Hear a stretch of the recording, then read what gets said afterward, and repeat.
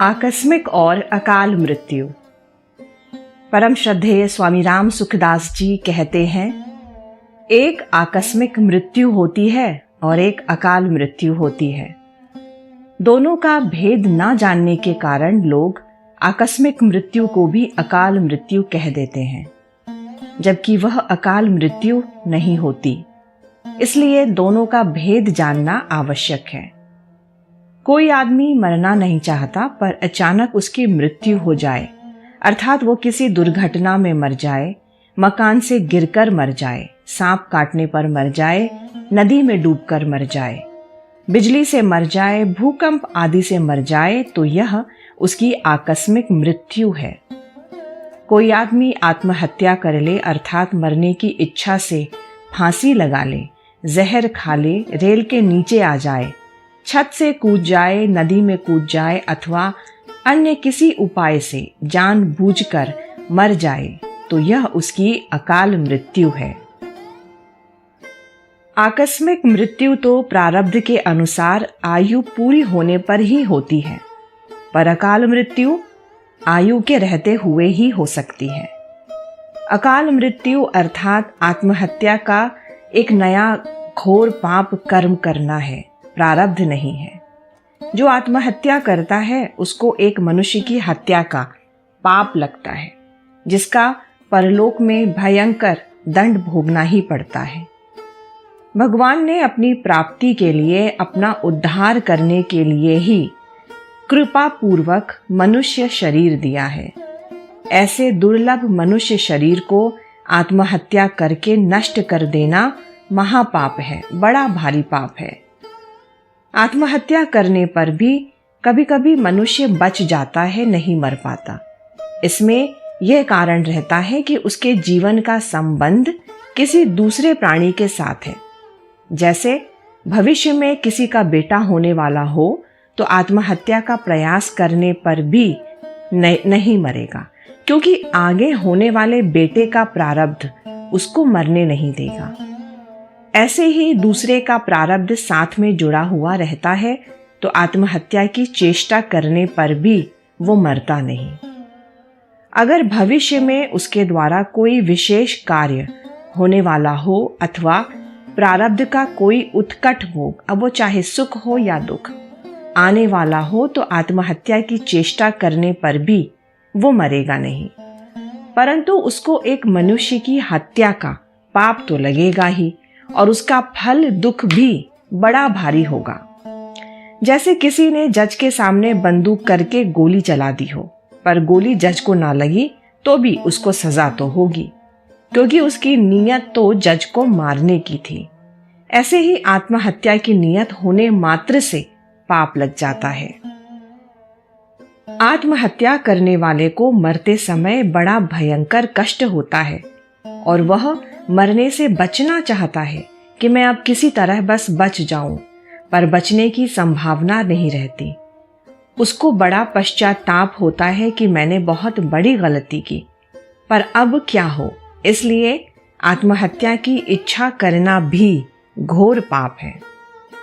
कितनी ही आफत आ जाए, कितना ही दुख आ जाए, कितना ही अपमान हो जाए, आत्महत्या की इच्छा कभी नहीं करनी चाहिए। पहले किए कर्मों के फलस्वरूप जो दुखदायी परिस्थिति आने वाली है वह तो आएगी ही। आत्महत्या करके भी उससे कोई बच नहीं सकता, उल्टे आत्महत्या का एक नया पाप कर्म और हो जाएगा।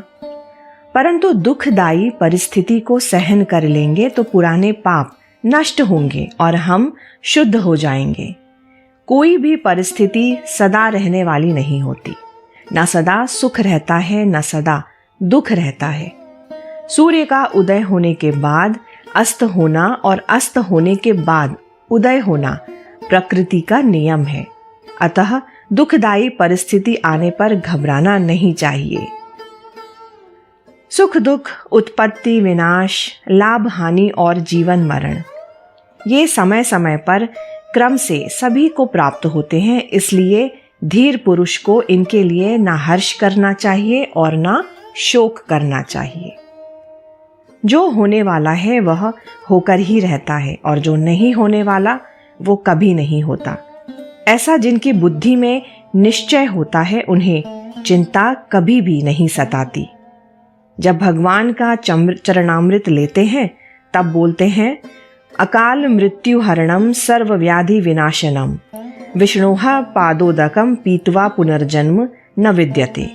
अर्थात भगवान विष्णु का चरणामृत अकाल मृत्यु यानी कि हमारी कुबुद्धि उसका हरण करने वाला तथा संपूर्ण रोगों का नाश करने वाला है। उसको ग्रहण करने वाले का पुनर्जन्म नहीं होता। इसलिए सभी को भगवान का चरणामृत लेते रहना चाहिए, जिससे ऐसी यानी कि आत्महत्या करने की कुबुद्धि, खोटी बुद्धि पैदा ही ना हो।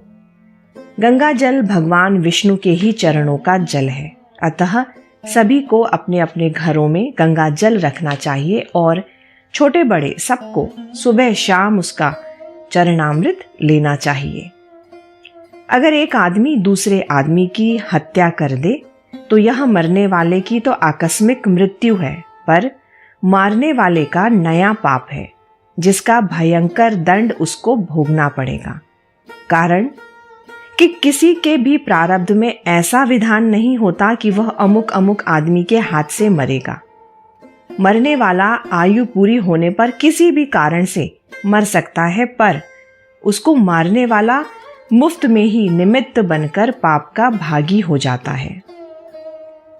जैसे न्यायालय ने एक आदमी को 10 बजे फांसी देने का हुक्म दिया, परंतु एक दूसरे आदमी ने उसको जल्लाद के हाथों से छुड़ा लिया और ठीक 10 बजे उसकी हत्या कर दी। कारण कि उसके मन में बैर था, अतः उसने सोचा कि इसको मारकर मैं अपने बैर का बदला भी ले लूं और सरकार का काम भी कर दूं। परंतु ऐसी स्थिति में उस हत्यारे की भी फांसी की सजा होगी। कारण कि न्यायालय ने उसको मारने का यानी कि फांसी देने का जो हुक्म दिया था वो जल्लादों को दिया था, ना कि उस दूसरे आदमी को। मनुष्य चाहे तो अपनी आयु दूसरे को भी दे सकता है, परंतु ये अधिकार उसी मनुष्य को है जिसने परमात्म तत्व की प्राप्ति कर ली है। जैसे अपनी संपत्ति देने का अधिकार बालिग को ही होता है, नाबालिग को नहीं, ऐसी ही अपनी आयु देने का अधिकार तत्व ज्ञान होने पर ही होता है। जब तक तत्व ज्ञान परम प्राप्ति जीवन मुक्ति ना हो तब तक मनुष्य नाबालिग है और वो अपनी आयु दूसरे को नहीं दे सकता। कारण कि भगवान ने अपना कल्याण करने के लिए ही आयु दी है, इसलिए उसको अपने तथा दूसरों के कल्याण में ही लगाना चाहिए, उसको नष्ट नहीं करना चाहिए। राजस्थान में एक संत हुआ करते थे। वे और उनकी माँ दोनों ही तत्वज्ञानी थे। जब उनका अंत समय नजदीक आया तब उनकी माँ ने अपनी आधी उम्र उनको दे दी, जिससे वे पुनः जी उठे। बाद में जब वे मरे तो माँ और बेटा दोनों एक साथ ही मरे। इसलिए जिसको परमात्म तत्व की प्राप्ति हो गई हो, ऐसा समर्थ व्यक्ति ही अपनी आयु दूसरे को दे सकता है। परंतु ऐसा तभी होता है जब आयु देने वाले की, लेने वाले की और भगवान की, तीनों की ही मर्जी हो। एक की मर्जी से कुछ नहीं होता।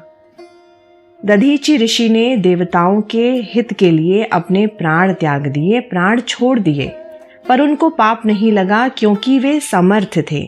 रामायण में आया है, समर्थ कहूँ नहीं दोषु गोसाई, रवि पावक सुरसई की नाई मानस। पृथ्वी पर जो मल मूत्र आदि अशुद्ध वस्तुएं रहती हैं, उनको भी अपनी किरणों से खींचकर सूर्य उनको शुद्ध बना देता है। इसलिए सूर्य समर्थ है। चंदन हो या मुर्दा हो, अग्नि सबको जलाकर शुद्ध कर देती है, इसलिए अग्नि समर्थ है। गंगा में नाली का अशुद्ध जल मिल जाए तो वह उसको भी शुद्ध बना देती है, इसलिए गंगा समर्थ है।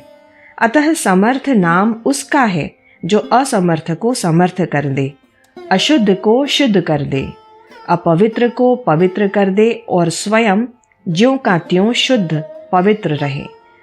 जो दूसरे को असमर्थ बनाता है वह तो राक्षस असुर होता है। जिसके पास धन ज्यादा है वह भी समर्थ नहीं है, वो बेचारा तो धन का गुलाम है। दया का पात्र है।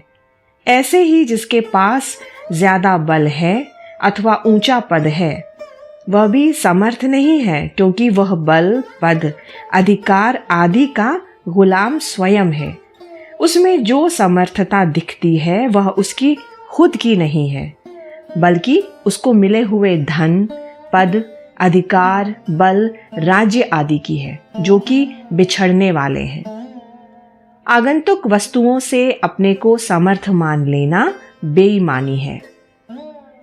कोई स्त्री सती होती है तो उसको आत्महत्या का पाप नहीं लगता, क्योंकि ये आत्महत्या है ही नहीं।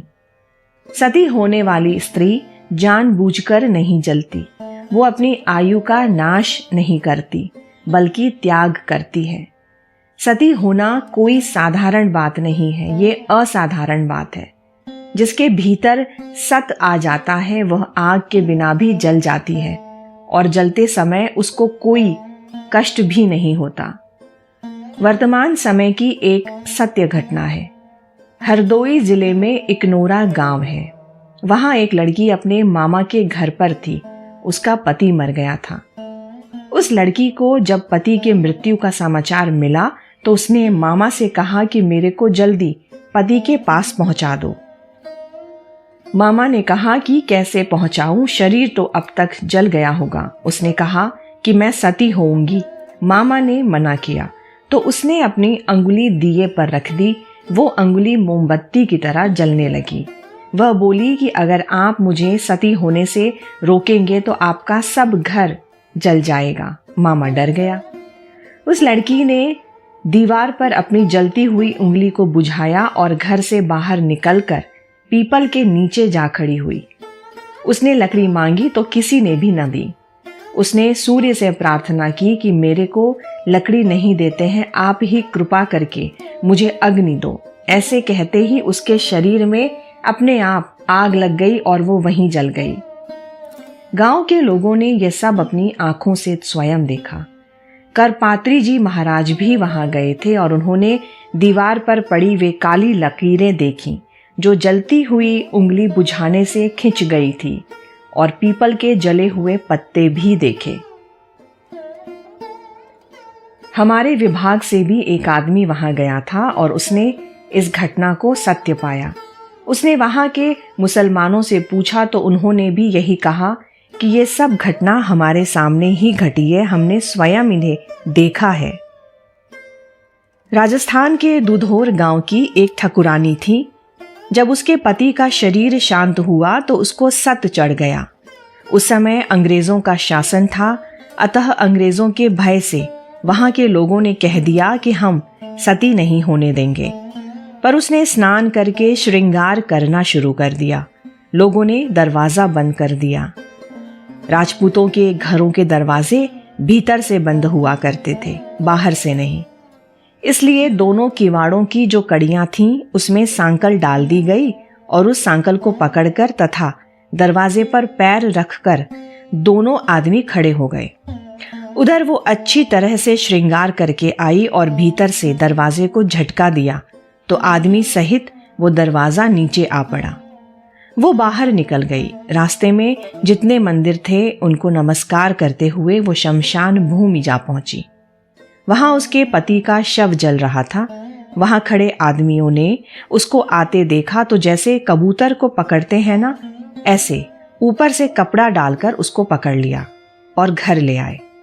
घर के भीतर मंदिर में वो 10 दिन तक रही। बाद में उसने मेरे से भागवत सप्ताह कथा सुनी। उस समय मुझे उसने बताया कि 10 दिन तक मेरे पास एक प्रकाश रहा था। फिर धीरे धीरे वो प्रकाश ऊपर की ओर चला गया। तात्पर्य यह है कि सती जानबूझकर नहीं होती। जब उसको सत चढ़ता है तब वो सती होती है। उस समय वो जो बात कह देती है, शाप या वरदान दे देती है, वो सत्य हो जाता है। उस समय बहुत सत का प्रभाव उस पर होता है। अब समय बहुत गिर चुका है, इसलिए आजकल के लोग इन बातों को समझते नहीं।